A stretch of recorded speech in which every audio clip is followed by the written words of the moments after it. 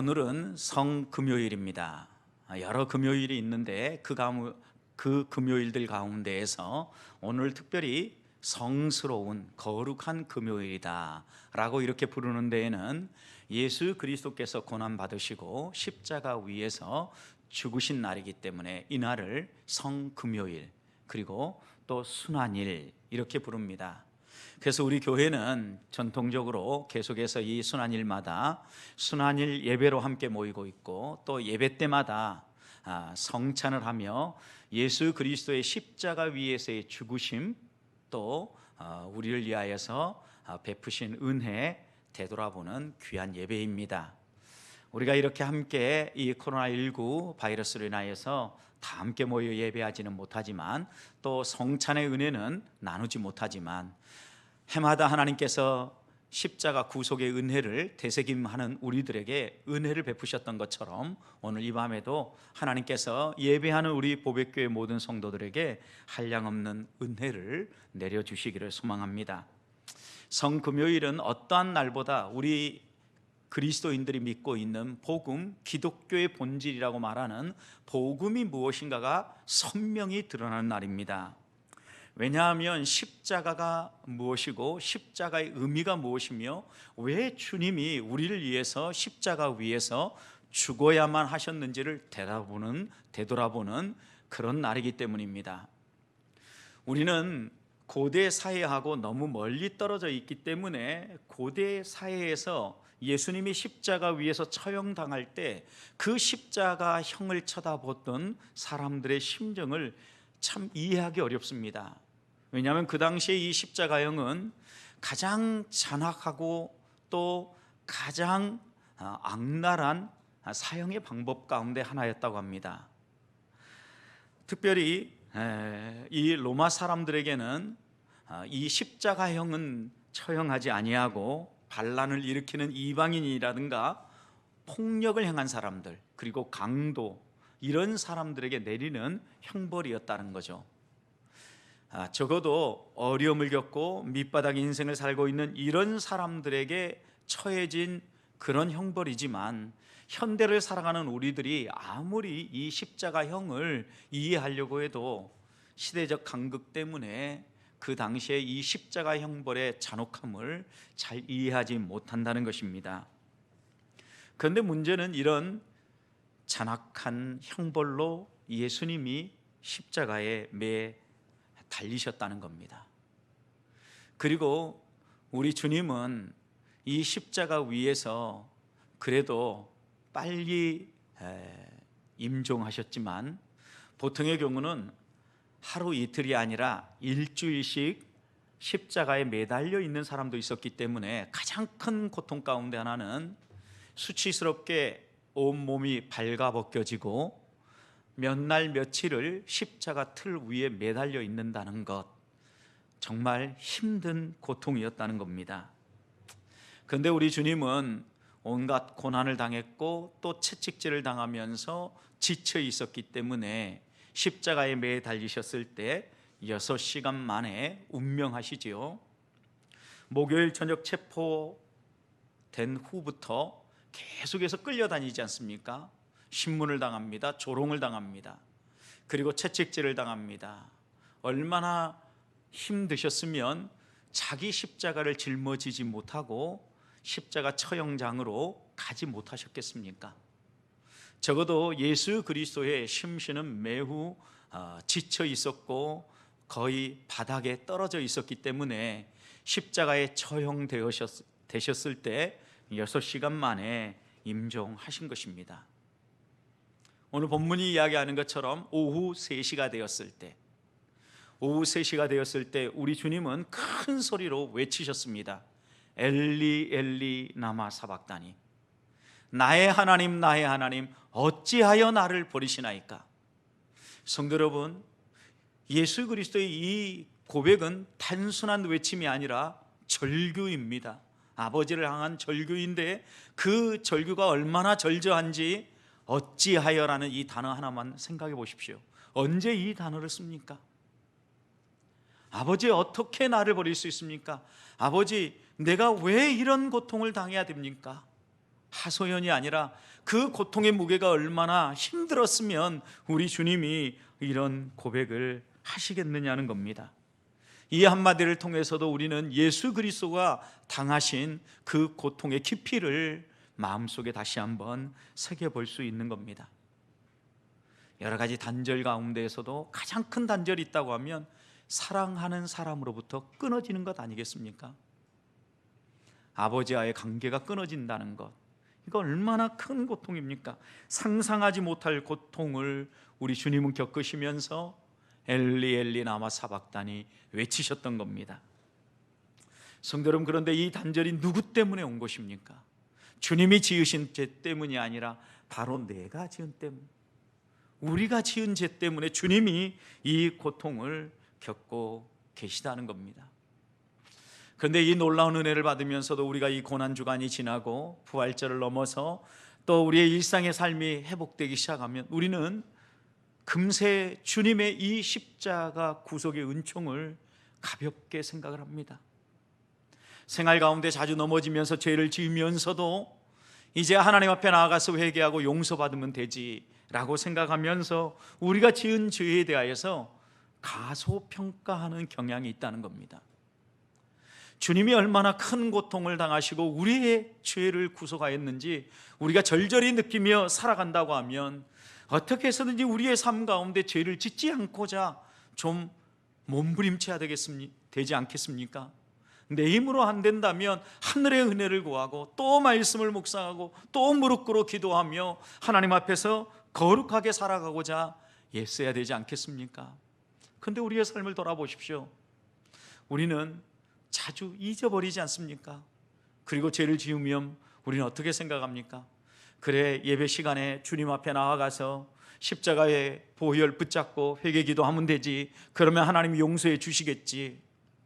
분명히 용서해 주시지요. 그런데 하나님께서 우리에게 아들까지 내어주시면서 우리에게 보여주신 성도의 삶, 믿음의 길은 무엇입니까?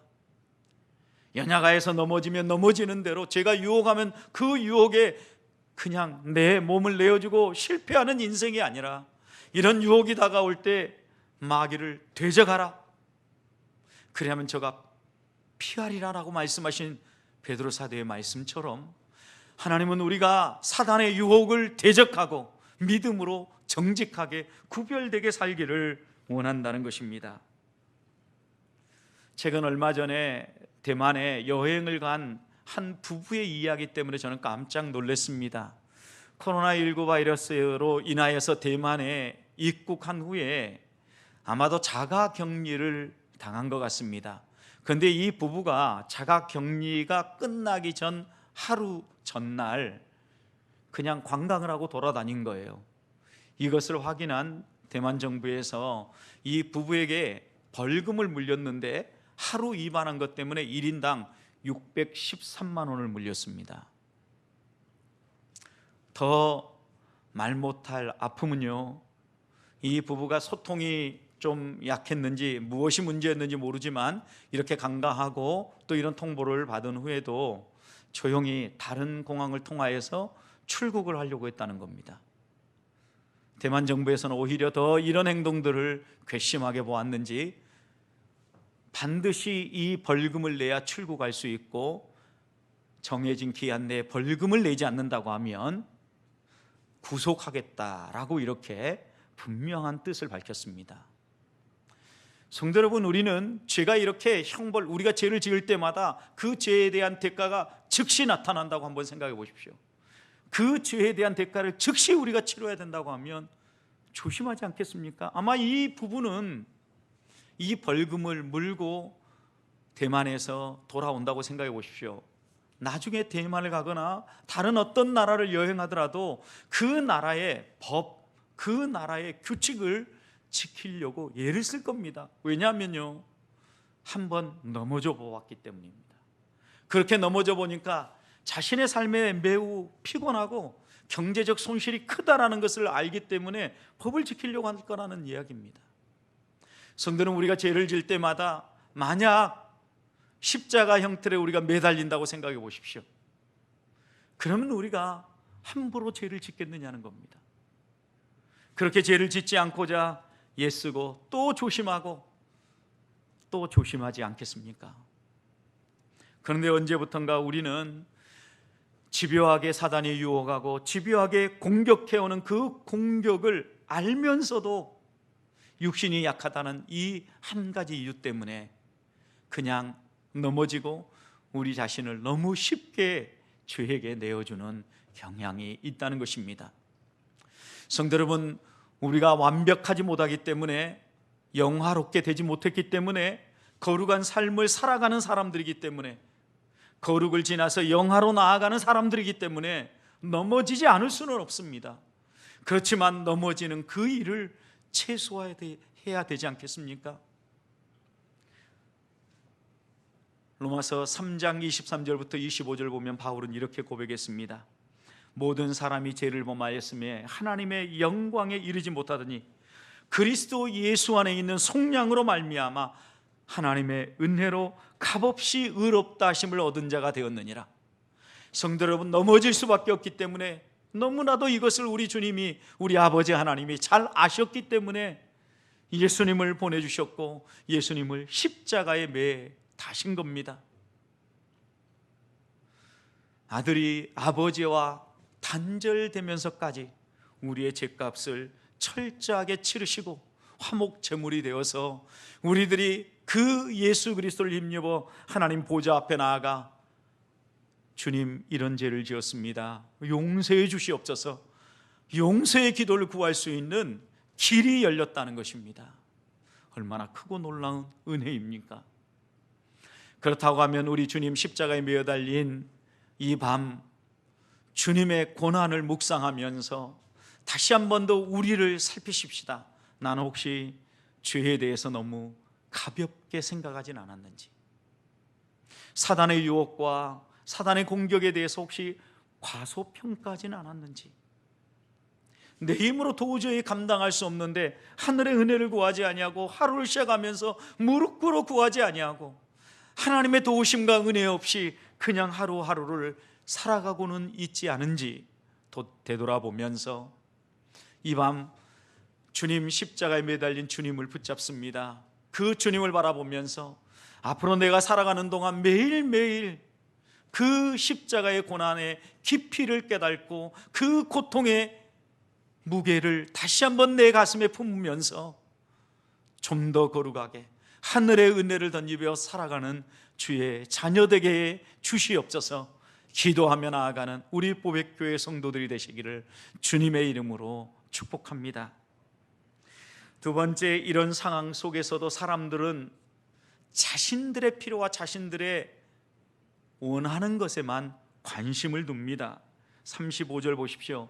예수님이 십자가에 매달려서 고통을 당하실 때 매우 목도 말랐고 예수님께서는 아버지와의 단절을 경험하면서 이 구속을 향하여 외치며 나아가고 있지만 사람들은 오해를 합니다. 듣고 싶은 대로 들어요. 35절이 바로 그 내용이죠.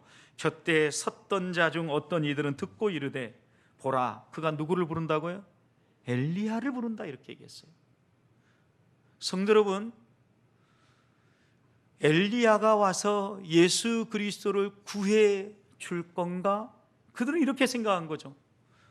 야, 위대한 선지자 엘리야를 저 예수도 부르는구나.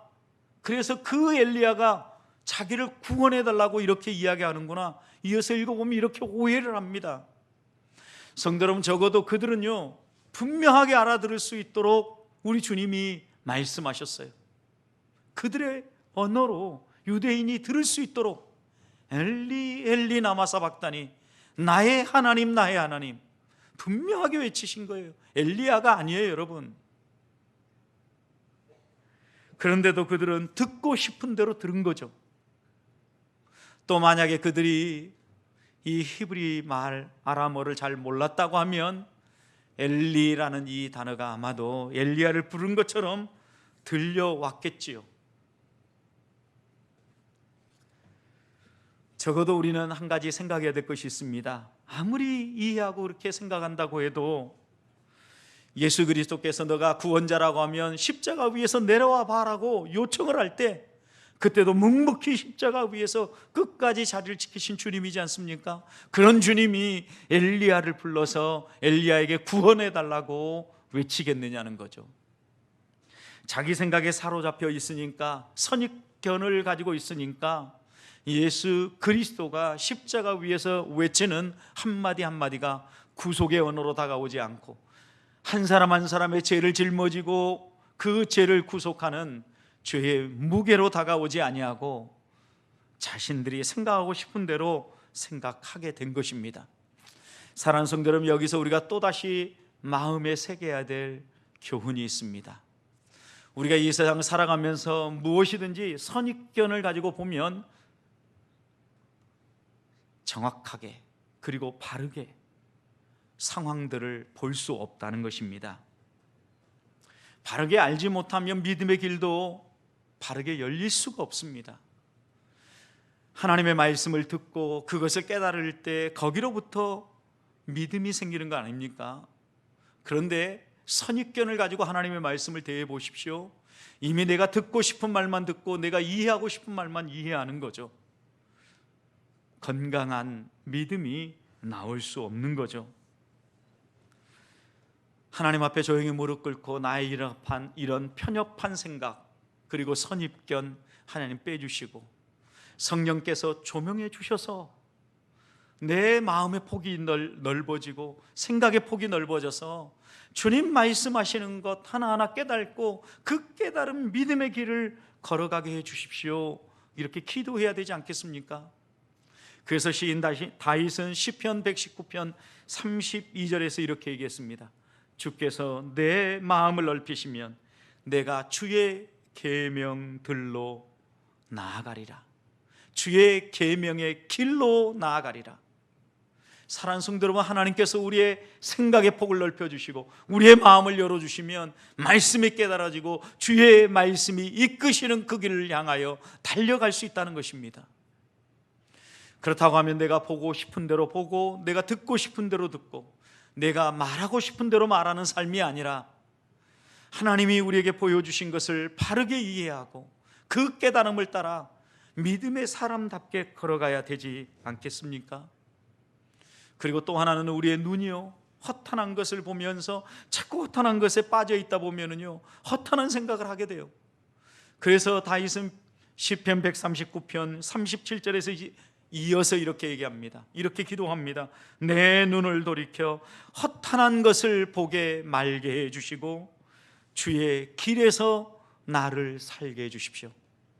허탄한 것 좀 보지 말고 세상의 악한 것, 세상에 나를 유혹하고 넘어지게 만드는 것, 달콤하게 보이는 것, 사단의 유혹들, 그것에 빠져서 심취해서 따라가지 아니하고 주의 계명의 길 안에서 그것을 즐거워하며 살게 해 주시옵소서.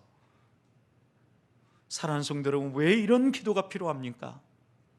우리 주님이 십자가에 매어 달리시는 순간까지도 바로 눈앞에서 우리의 죄를 짊어지고 주님이 임종하심에도 불구하고 주님이 무엇 때문에 이 길을 걸어가는지 깨달지도 못하고 조롱하며 오히려 정반대편에 섰던 수많은 사람들을 보면서 우리로 하여금 우리들만큼은 그 길을 걷지 말라고 우리 주님이 다시 한번 교훈하는 것입니다. 사랑하는 성도 여러분, 이 밤에 우리가 다시 한번 주님 십자가에 죽으신 그 죽으심을 마음에 새기면서 나도 주님의 십자가의 죽으심을 바르게 이해하고 따라가고 있는가? 내가 이해하고 싶은 대로, 내가 듣고 싶은 대로, 내 필요에 따라서 적용하고 말하고 혹시 예수님을 이용하고 있지는 않는가? 이 밤 회개하며 주님이 우리에게 말씀하시는 대로 끝까지 순종하며 따라갈 수 있는 믿음의 사람들이 되게 해주시옵소서. 기도하는 이 밤 되시기를 소망합니다. 마지막입니다. 예수님은 죽으심을 통하여서, 십자가를 통하여서 구원의 길이 무엇인가를 보여주셨습니다. 적어도 십자가의 길은 깨어진 관계를 하나로 묶어주는 것이라는 것을 깨우쳐 주셨습니다. 둘로 갈라진 것을 하나로 묶어주는 것임을 알려주신 것입니다. 오늘 37절 말씀을 보면 예수님께서 큰 소리를 지르시고 운명하십니다. 그런데 이 운명과 동시에 어떤 일이 벌어집니까? 38절 보십시오. 이에 성소휘장이 어떻게 되었어요? 위로부터 아래로 찢어졌더라 그랬어요. 성도 여러분, 유대인들의 이 성전을 이해하면 이 말씀의 의미를 분명히 알 수 있죠. 그 당시의 성전은 이방인들은 이방인의 뜰까지만, 그리고 여인들은 여인의 뜰까지만, 그리고 유대인들이 들어갈 수 있는 뜰이 이렇게 제한되어 있었고, 이렇게 성전 안에서도 성소, 지성소 이렇게 구분되어 있어서 법궤가 있고 하나님의 임재의 상징인 그 보좌, 또 하나님의 은혜의 상징인 이 모든 것들이 있는 그 지성소 안은요 1년에 한 번, 그것도 대속죄일에만 우리 성지답사 가신 분들 그 대속죄일 보셨죠? 이 대속죄일에만 대제사장이 이 지성소 안으로 들어가서 백성을 위한 회개의 기도할 수 있었던 겁니다. 여러분, 그런데 이렇게 성소와 지성소를 가르고 있는 이 휘장이 아래서부터 위로요? 아니죠. 위로부터 아래입니다. 사람이 아래서부터 찢어서 완전히 이걸 찢은 게 아니라 위로부터, 하나님께서 위에서부터 아래로 찢어내셨다라는 거죠. 왜요? 성소와 지성소를 분할하고 있는 이 둘을 주님이 하나로 열으신 겁니다. 그래서 히브리서 10장의 말씀을 보면 히브리서 저자는 이것을 어떻게 표현했냐면 예수 그리스도께서 그 육체로 제물을 삼아 하나님께 드림으로 말미암아 이 성소의 휘장이 찢어지고 우리 모든 성도들은 깨끗함을 입어서 하나님 앞으로 바르게 나아갈 새로운 살 길이 열렸다, 이렇게 이야기합니다. 그래서 우리가 깨끗한 양심을 가지고 그리고 믿음을 가지고 하나님 앞으로 나아가자, 이렇게 히브리서 저자는 우리에게 권면하지 않습니까? 성도 여러분, 적어도 하나님과 우리 사이에 깨어진 이 관계가 회복된 거예요. 결국 예수 그리스도의 십자가 위에서의 운명은 하나님과 우리 사이의 관계를 회복시켜 주신 거죠. 그런데 여기에서 끝나는 것이 아니라 이 휘장이 찢어짐으로 말미암아 하나님과 우리 사이의 관계만 회복된 게 아니라 우리와 이웃들의 관계, 시기하고 질투하고 어떻게 하든 내가 잘 살아보고자 이웃의 것을 착취하고 빼앗아 와서 내가 잘 살아보려고 하는 이런 우리의 잘못된 심성이 이제는 내려놔지고 더불어 살아가는, 상생하는 이런 삶을 살 수 있도록 하나님께서 우리를 구속해 주셨다는 겁니다. 그러므로 우리가 이웃과 경쟁하고 싸우는 이런 관계가 아니라 서로 돕고 협력하고 더불어 함께 신앙생활하며 하나님 앞으로 나아가는 이런 관계를 맺으라고 하나님께서 아들을 십자가에 매 다셨다는 말씀입니다. 특별히 우리 주님께서 십자가에 매 달림으로 말미암아 이렇게 하나가 될 때 그 옆에 현장에 지켜보던 사람들을 보십시오. 백부장이 있었습니다. 아리마대 사람 요셉이 있었습니다. 빌라도가 있었습니다. 그리고 끝까지 따라가는 특별한 여인들이 있었습니다. 그 여인들이 한두 사람이 아니라 많았다, 오늘 본문 그렇게 이야기하지 않습니까? 그런데 그 가운데에서도 여러분, 아리마대 사람 요셉을 보십시오. 그는 존경받는 사내들인 공의회의 공회원이었습니다. 그런데 그가 어떤 결단을 합니까? 빌라도에게 나아가서 그는 당당하게 외칩니다. 예수님의 시체를 내어주십시오. 제가 장사 지내고 싶습니다. 성도 여러분, 이건 보통의 용기가 없으면 불가능한 얘기예요. 그래서 오늘 본문에도 당돌하게 나아갔다 그랬어요. 여러분, 당돌하다는 표현은 언제 씁니까? 야, 저 사람이 몰라도 정말 모르는 거구나. 어린애가 지금 뭔가 의미를 깨닫지 못하고 그냥 나아가서 어른들에게 나아가서 무언가를 요구할 때, 야, 이 애 참 당돌하네, 이렇게 이야기하지 않습니까? 아리마대 사람 요셉이 이렇게 요구할 때 아무리 그가 존경받는 공회원이라 할지라도 예수 그리스도가 무엇 때문에 십자가에 처형됐습니까? 반역죄입니다. 반란죄입니다. 유대인의 왕이라는 이 제패에 새겨진 말처럼 반역을 꾀하며 체제를 전복시키려고 하는 그런 죄수라고 분명하게 낙인을 찍혀서 사형을 했습니다. 그런데 그런 사람의 시체를 달라는 겁니다. 그러면 그 사람은 누가 되겠습니까? 그 사람도 똑같은 반역자가 되는 거예요. 아리마대 요셉이 왜 이 사실을 몰랐겠습니까? 그러나 아리마대 사람 요셉은 적어도 예수 그리스도가 그런 분이 아니라는 것을 믿었기 때문에, 체제를 전복하기 위해서 그런 시도를 하신 분이 아니라는 걸 믿었기 때문에, 그리고 그분이 나의 구원자이시고 나의 주님이라는 걸 아셨기 때문에, 또 자신이 그렇게 함으로 말미암아 구약 성경의 예언한 말씀을 이루어야 되겠기에 그는 당당하게, 아니 당돌하게 빌라도에게 나아가서 예수 그리스도의 시체를 요구할 수 있었던 겁니다. 내일이면 안식일인데 안식일이 되기 전에 십자가에 매달린 채로 예수님을 두어서는 안 되겠다. 그래서 그는 안식일이 시작되려고 하는 밤 저녁 부랴부랴 이 빌라도에게 나아가서 예수 그리스도의 시체를 요구하고 자신의 가족 묘에다가 예수 그리스도를 안장한 것입니다. 이사야 53장 9절 말씀을 보면 그는 강포를 행하지 아니하였고 그의 입에 거짓이 없었으나 그의 무덤이 악인들과 함께 있었으며, 십자가에 매달릴 때 악인과 함께 매달렸다는 거예요. 그런데 그 다음 이렇게 얘기했습니다. 그가 죽은 후에 부자와 함께 있었도다. 아리마대 요셉의 가족 묘에 예수 그리스도가 안장될 것을 내다보고 예언한 예언의 말씀인 것입니다. 사랑하는 성도 여러분, 적어도 모든 사람이 주님을 다 버리는 그 순간에도 묵묵히 끝까지 따라가는 사람이 있었고, 로마의 정부와 또 여러 군인들을 무서워하여서 예수 그리스도 앞에 가까이 가지도 못하고 예수 그리스도를 장대치를 생각도 못하는 그런 순간에도 이 아리마대 사람은 당돌하게 빌라도에게 나아가서 시체를 요구하며 장례를 치렀다는 것입니다.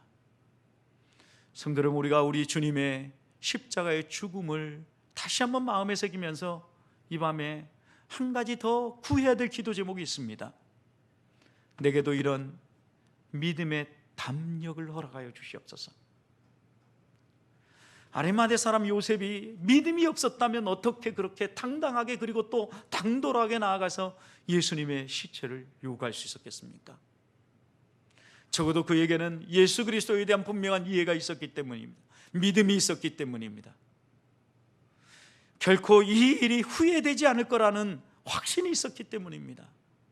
성도 여러분, 우리가 이 세상 가운데 어떤 사탄의 유혹 가운데에서도 넘어지지 않냐고 믿음의 길을 선택하며 하나님의 백성답게 살아가는 그 가치를 안다고 하면, 아무리 손해를 보아도 이 세상에 어떤 대가를 요구하는 일들이 내게 다가온다 할지라도 포기하지 아니하고 끝까지 주님 걸어가신 그 십자가의 길을 우리도 따라갈 수 있지 않겠습니까? 저는 우리 보배교회 성도들이 오늘 이 밤 다시 한번 주님의 죽음 앞에서 아리마대 사람 요셉과 같은 믿음을 구하시기를 원합니다. 그래서 그 믿음을 가지고 이 땅을 살아갈 때 좀 더 당당하게, 그리고 이것이 정말 믿음의 길이라면 흔들리지 아니하고 내가 위험한다 할지라도 손해를 본다 할지라도 마다하지 아니하고 묵묵히 따라가는 우리 보배교회 성도들이 되시기를 주님의 이름으로 축복합니다.